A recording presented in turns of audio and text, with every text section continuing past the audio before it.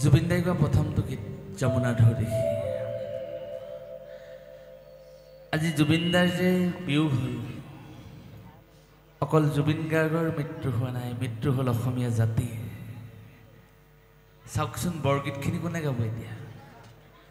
গুৰুজনাৰ বিৰচিত অমৃতময় বৰগীতখিনি কোনে কণ্ঠ দিব? চিনেমা উদ্যোগবিলাক এতিয়া চিনেমাবিলাক বনিব নহয়, চিনেমাবিলাক বনাব নহয় প্ৰযোজকসকলে। চিনেমাৰ ধুনীয়া ধুনীয়া গীতবিলাক কোনে গাব? কেনেকৈ আমি যে গীত মাতবিলাক কৰিম, এই গীতবিলাকত কোনে কণ্ঠদান কৰিব? জুবিন দাৰ মৃত্যুৱে আমাক বহু পাছলৈ গুচি আহিলে।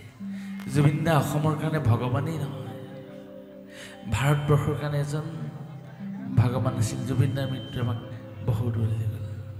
সেইকাৰণে জুবিন দাক স্মৰণ কৰি কিয় গুচি গ'ল?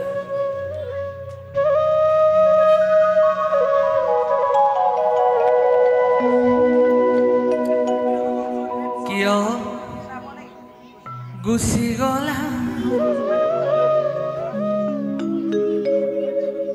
অ' হে জুবিন দা,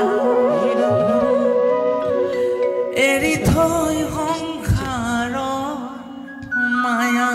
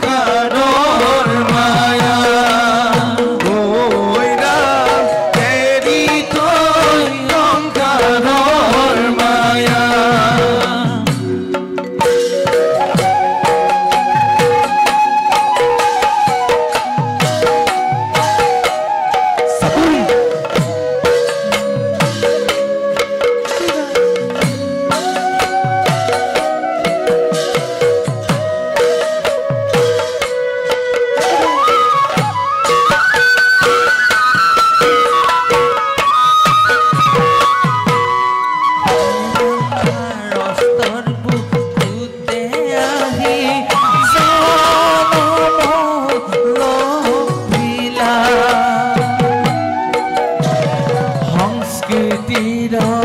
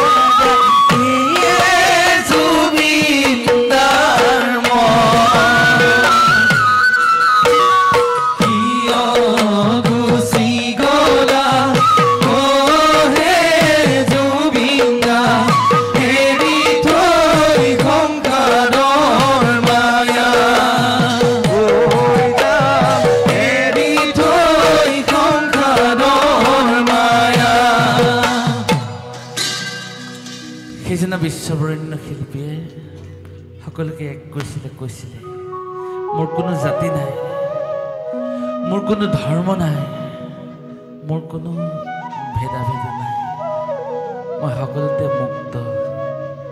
জুবিনদাৰ পবিত্ৰ চৰণলৈ লক্ষ্য কৰি ভক্তি ভৰা শ্ৰদ্ধা আৰু সেৱা আমি নিবেদন কৰি পৰম পুৰুষক প্ৰাৰ্থনা জনাইছোঁ, হে প্ৰভু, হে ভগৱান, তুমি যিখন ঘৰতে থাকা সেইখন ঘৰতে জুবিনদাকো ৰাখিবাচোন।